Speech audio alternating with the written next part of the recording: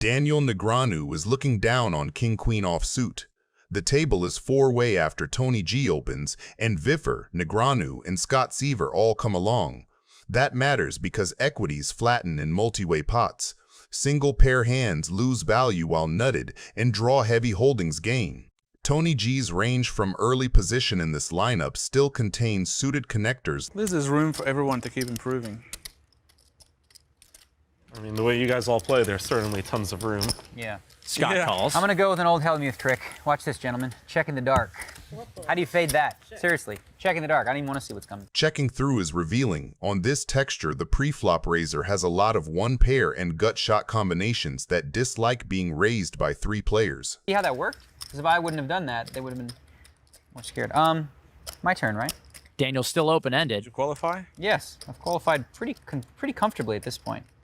Question is, how much do I want to put in there? You checked. No, I'm not. I'm not, for sure. You're not checking? Yeah. If you're folding any bet, you can just do that now. I'm going to put in... The turn is the 7 of spades, a huge card for Tony G's side of the range, and a bad one for capped checkbacks. Negreanu leads $3,600 into the field, a small sizing that targets folds from the Broadway airballs, and denies equity to Queen 9, 9-8, and the club draws. Scott's call with Queen Jack keeps dominated queens in, but the raise from Tony G to $14,000 is the pivotal data point. After a street of passivity, that raise is heavily weighted to value. If I win the pot, I'll give you your money back. Negreanu's call with King-Queen looks ambitious only if you ignore blocker logic. He removes the queen that completes Tony G's higher straight and retains outs to the ace or 9 to make his own. Scott correctly recognizes he's in kicker jail and releases. Wow, that was a big sweat. Took a long time. That speech really got him. He made a big laydown just now. The river is the 9 of diamonds. Range-wise, it's a dagger for Tony G. His made straight from the turn remains a straight, but Negreanu's King-Queen now upgrades to the higher straight. When Negreanu fires $35,000, the story is polarized between exactly that high straight and bluffs that bricked clubs or random Queen X that tried to push Tony G off a one-pair hand. Are you also offering my $4,800 back if you... Tony calls and Daniel wins a $100,000 pot. I had the nuts on the turn. Wow, well done. Vanessa Rousso is looking down on pocket aces. Pre-flop, this looks like a routine spot that secretly sets Vanessa up for maximum pain. She opens to 1,000 with aces, the dream starting hand, and gets flatted by Lex on the button with King 4 of clubs. Suited king in position versus a single raise is completely standard for him. He is not trying to make a monster. He is trying to play pots and lean on people post-flop. What Vanessa sees is a competent pro calling wide on the button. What she does not see is that this exact hand shape is built to crack an overpair on a low-paired board. Right here? This is the weird spot? No, that hand's the weird spot. The flop comes king 4-3. For ranges, this is a disaster for Vanessa and a celebration for Lex. She still has the overpair advantage in theory, but in practice his flatting range includes all the suited King X and random sets. He decides not to get fancy and leads 2,500, a small, confident attack that says, "I connected." With top and bottom pair, he is miles ahead of all her one-pair hands, yet still vulnerable to overpairs and bigger kings, so betting to define the hand and start building a pot is perfect. The turn brings the queen, which is one of those cards that helps the aggressor's story more than it helps anyone's actual hand. From Vanessa's perspective, it is a brick. From Lex's seat, it is time to defend from the possible king-queen. When he fires 7,700, he is saying, "I still have it and this board keeps getting better for me." With top and bottom pair, he is now comfortably ahead of every overpair. The only real disasters are sets or slow-played king-queen. Vanessa again just calls. That second call is very telling. She is no longer trying to protect aces. She is explicitly putting Lex on a king or a bluff and deciding to ride the hand down as a bluff catcher. The river pairs the 3, and that seemingly harmless card quietly locks in the cooler. Lex's kings and 4s are now counterfeited. When he bets 18,400 for the third time, The line is completely coherent. Oh, sick river. Unbelievable. Pretty good with these rivers with aces. Daniel Negreanu is looking down on 8-6 suited. Calacanis opens to $1,200 with pocket sevens. That raise is standard from middle position. It folds out trash and plays well post-flop. Negreanu flats with 8-6 of diamonds. He is not calling to hit a pair. He is buying position, playability, and high equity boards. This texture massively improves the caller's range relative to the raiser. The pre-flop opener still has all the overpairs, but the callers capture the lion's share of the strong draws and 2-pair straight candidates. Negreanu's exact hand is near perfect. He leads $2,500 into 2 opponents, a small but purposeful stab that pressures ace-high and pocket 8s through 10s, while charging draws that he blocks and dominates. Got a little some of that. This card flips equity on its head. Calacanis spikes a set, but Negreanu's straight also arrives. Importantly, the new straight is very available from the caller's range. Any 6 often peels the flop, so Calacanis' set is strong but not invulnerable. Negreanu bets $7,000. That sizing accomplishes 2 things. First, it prints value immediately against 1-pair overpairs that do not believe, and against sets that fear raising into a straight. Second, it continues to charge diamond draws that are now drawing thin versus a made straight. From a range standpoint, the flat is telling. He is unlikely to have an overpair without redraws to a full house that wants protection. The board pairs. Full houses become possible and, in fact, Calacanis improves from a set to 7s full of 4s. Negreanu's straight loses equity versus the portion of Calacanis' range that slow played the turn with boats in mind. But many worse hands still exist. This is reminiscent of a typical hand for Daniel Negreanu. Let's have the nuts with a redraw and see what happens. Let's pair the board, yeah. God, really? No, gotta be kidding me. Guess that means you don't have the Jack-9 this time. No, I had the nuts with a redraw. What'd you make it? How much? 35 more. Only 35 more. Only 35 more. Why? Why not? Why not? Why not? What did you have like, you don't have a set, right? Because you would have raised me? Yeah, I would have raised it the set. I could have flopped a straight. Could have flopped straight. Okay, I can beat that. Whew. I could be on a flush draw. Could be busted. Yeah, that's true too. 4s and 5s. No, I think you raised me. I could have quads. Yeah, you could have that too. I could have aces and just be overplaying them. I was gonna fold for sure, and now I'm thinking about calling you. So you're doing a good job if that's what you want. Now I'm gonna be quiet and pretend that's not what I want. Tip the dealer $1,000. I will show it to you. You have to split it with the other dealer. Oh, guarantee. That's a good deal. So $1,000, you know what I have. You don't have to live and wait till the end of the. There's the call. Sorry, not in the hand. He called it. 7s. Tedeschi kicks things off with pocket queens. He is raised to $36,000, but he's up against McAllister, whose cards we don't know yet. Philip McAllister calls out of a stack of 1.74 million. Yeah, that's a lot of dimp. Rabba comes in from the big blind, so a 3-way to the flop. Chaya Rabba.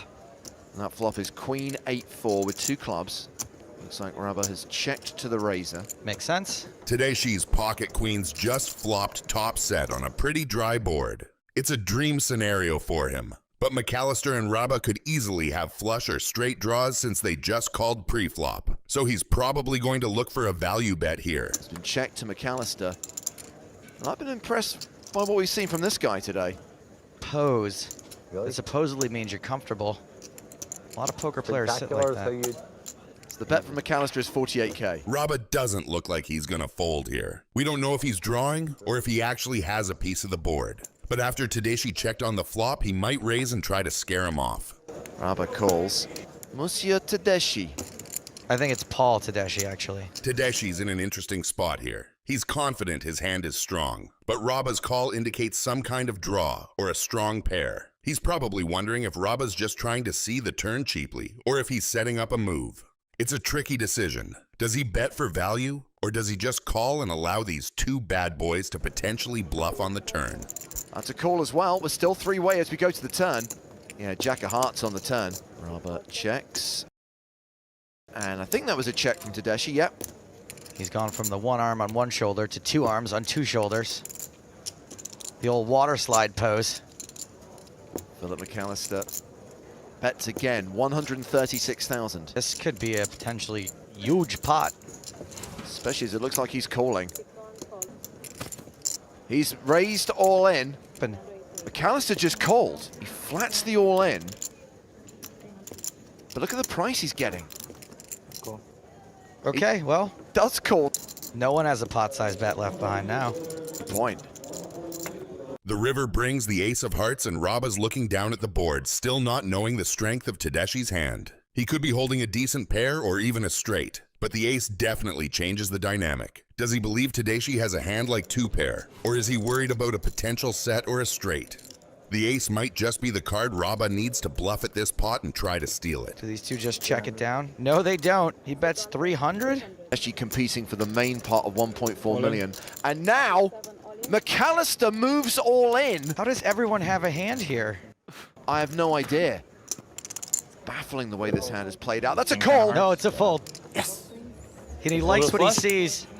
No, King 10 clubs. King 10 of hearts for a royal flush. It is a royal, and look at that, Tedeschi did have a set of queens. What a terrible, disgusting run out for what is going to be the best hand almost always. This was a nasty royal flush poker river cool. Canet opens the button to 120,000 with pocket aces, a standard linear raise that wants calls from dominated aces and broadways. Haxton defends the big blind, getting a great price. That defend thrives versus late position opens. It flops backdoor straights, occasional two-pair, and the jack of clubs is a premium blocker that unlocks strong semi-bluff lines on club boards. Effective stacks are deep enough that Haxton's plan is realize equity first, attack later. Wow, what a flop. Top set for Canet, royal flush draw for Ike. On the flop, Canet smashes top set and nut club density, c-bets tiny, keeping his whole range intact and denying equity from random hands. With one club and no made hand yet, Haxton's raise would isolate himself against nut clubs and boats. Calling is superior. He realizes equity with his jack-high club while keeping every worse club and many red card bluffs from Canet inside the pot. The turn is the 7 of clubs, and Haxton arrives with the flush. Checking is mandatory. His range needs check calls to protect earlier passivity, and it invites bets from one club hands and overpairs without a club. Top set without a club hates facing a check raise, and his turn checking range is heavy on exactly what Haxton targets. The river pairs the queen, double pairing the board with ace and queen. That card is far better for Canet than for Haxton. It promotes ace-queen and pocket queens to boats, and leaves many single club hands stuck as one pair. Haxton leads 450,000 into roughly 590,000, avoiding torching value versus boats. Canet responds by shoving for Haxton's effective stack, polarizing to full houses or an extremely rare bluff. Given the turn check, his credible bluffs are thin. A jack-high flush is strong in a vacuum, but not against this line and texture. You win. Let's go. Show me the bluff. It'll be a lot of fun. Don't do it. Phil Hellmuth is looking down on ace-9 offsuit. Doing an add-on, if no one objects. No, of course. I don't object. Add on for as much as you like. Up to 500,000. Pre-flop. This is a perfect example of how one aggressive decision can pull 3 other players into a very volatile pot. Brunson opens with 6-5 suited, a classic loose raise that keeps the game flowing and his range wide. I call. Hellmuth wakes up with ace-9 offsuit and chooses a big 3-bet to 12,600. That sizing is doing a lot of work. He wants to isolate the opener, pick up the dead money, and use position plus skill edge rather than pure cards. The problem is the hand itself. Ace-9 offsuit looks pretty, but in a re-raised pot it is in terrible shape against any calling range that includes better aces, big pairs, and suited Broadway. I raise the pot. When Wiggins looks down at pocket kings behind all of this, he is in a dream spot and decides just to call. That flat call is very tempting. He keeps all the weaker hands in, disguises his strength, and gives himself a chance to win a huge pot without ever having to face a 4-bet, but it also invites the players behind to come along with speculative holdings. 12-6. Yep. Call. We have some cannon action over here.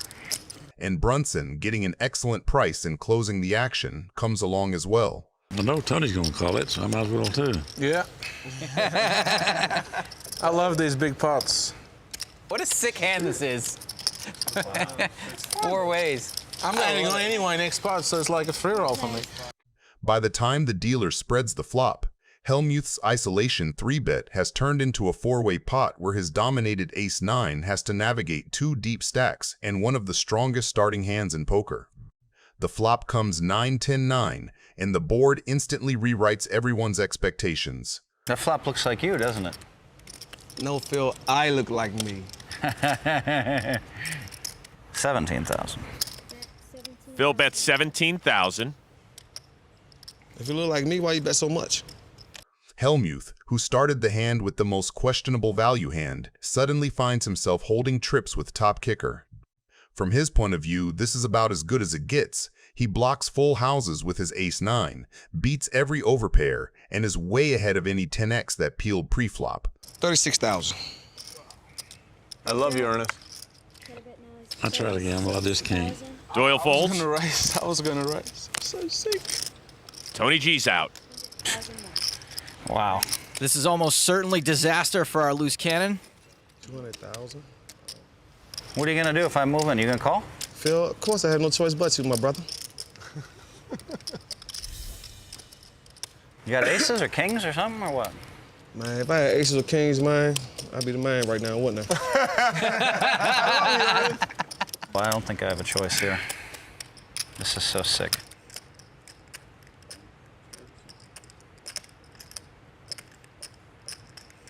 All right, I guess I'm all in. I call. Kings. I got 3 9s. You gotta be kidding me.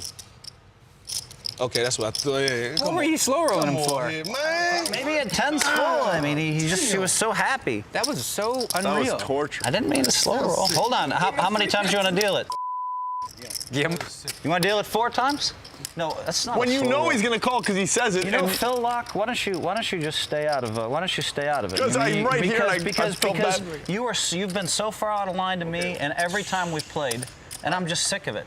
So why don't you just mind your business? 12,600. But he's right. It was a pretty sick slow roll. I'm sorry, because I haven't done anything like that in my whole life. Were you folding? I can't get away from this. The whole speech. The guy's already in. He's already got 80% of Joel decide. 4 times? Yeah, it gives you a better chance to win. Yeah, sure do. Cool. A jack of hearts. Queen. Yeah, queen, king. The river, an ace of diamonds. Round 1 goes to Hellmuth. The turn, a king. There we go. Full house. That's what I'm talking about, baby. Get me down. The river's a 3. 15% dog. Ernest has won the second pot. So that's cool. I'm feeling good right now. Well, A 7 of spades. Everybody's rooting for a spade. It is a spade. goddamn Spade up 2-1. That's loose cannon. He's up 2-1. Why did you go for 4 times? You went. A queen on the turn. Jack. There's a jack. The final river card. It's a king. That's real. He hit 3 out of 4. He hit 3 out of 4. That's with the worst hand. Why is everyone so happy except Phil? That's what I'm talking about. Huh? oh, yeah. That'll work, man. Yeah.